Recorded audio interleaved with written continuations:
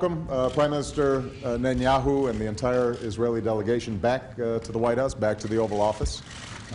This visit obviously comes at a critical time. We are seeing incredible changes that are taking place in the Middle East and in North Africa. We have seen the terrible bloodshed that's going on in Syria, the democratic transition that's taking place in Egypt, and in the midst of this, we have an island of democracy and one of our greatest allies in Israel. As I've said repeatedly, the bond between our two countries is unbreakable.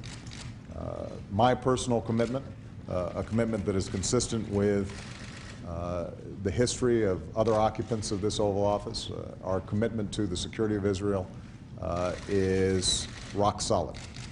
And as I've said to the Prime Minister in every single one of our meetings, the United States will always have Israel's back when it comes to Israel's security. This is a bond that is based not only on our mutual security interests and economic interests, but is also based on common values and the incredible people-to-people contacts that we have between our two countries. During the course of this meeting, we'll talk about the regional issues that are taking place, and I look forward to the Prime Minister sharing with me his ideas about how we can increase the prospects of peace and security in the region.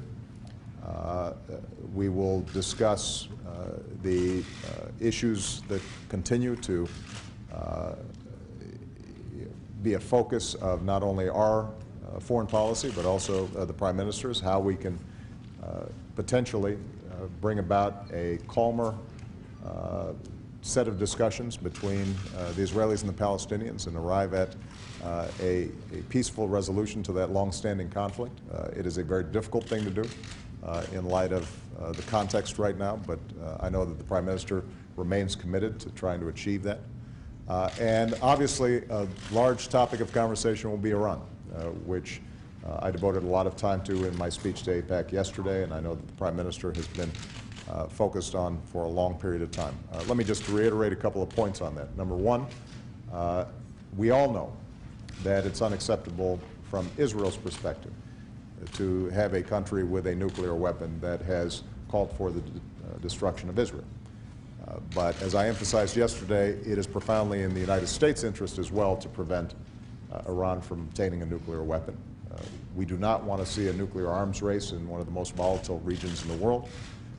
We do not want the possibility of a nuclear weapon falling into the hands of terrorists, and we do not want a regime that has been a state sponsor of terrorism being able to feel that it can act even more aggressively or with impunity as a consequence of its nuclear power. That's why we have worked so diligently to set up the most crippling sanctions ever with respect to Iran. We do believe that there is still a window that allows for a diplomatic resolution to this issue, but ultimately the Iranian regime has to make a decision to move in that direction, a decision that they have not made thus far. And as I emphasized, even as we will continue on the diplomatic front, we will continue to tighten pressure when it comes to sanctions. I reserve all options, and my policy here is not going to be one of containment. My policy is prevention of Iran obtaining nuclear weapons. And as I indicated yesterday in my speech, when I say all options are at the table, I mean it.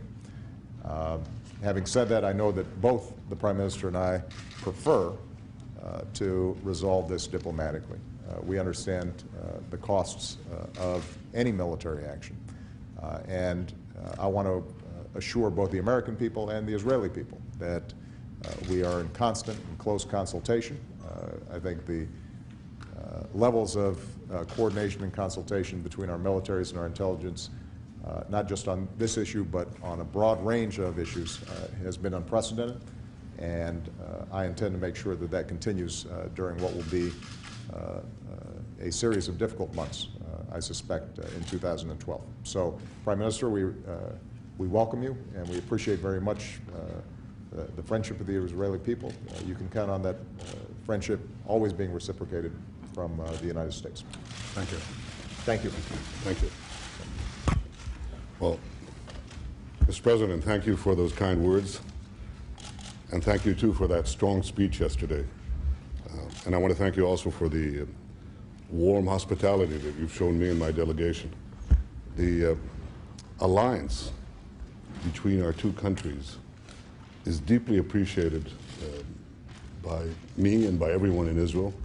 And I think that, as you said, when Americans look around the Middle East today, they see one reliable, stable, faithful ally of the United States, and that's the democracy of Israel.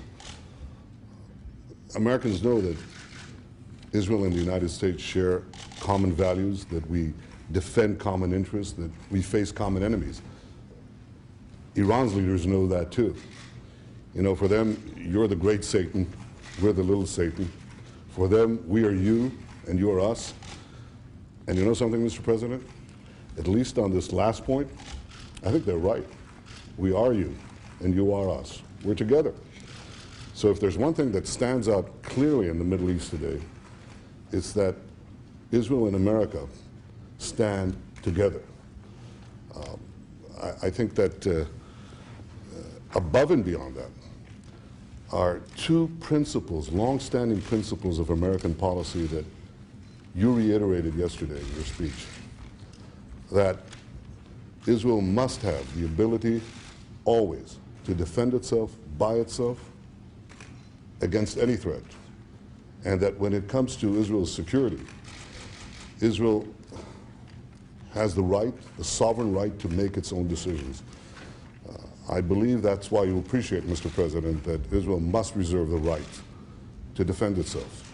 And after all, that's the very purpose of the Jewish state, to restore to the Jewish people control over our destiny. And that's why my supreme responsibility as Prime Minister of Israel is to ensure that Israel remains the master of its fate. So I thank you very much, Mr. President, for your friendship, and I look forward to our discussions. Thank you, Mr. President. Thank you very much. Thank you, Thank you, everybody. Thank you. Thank you.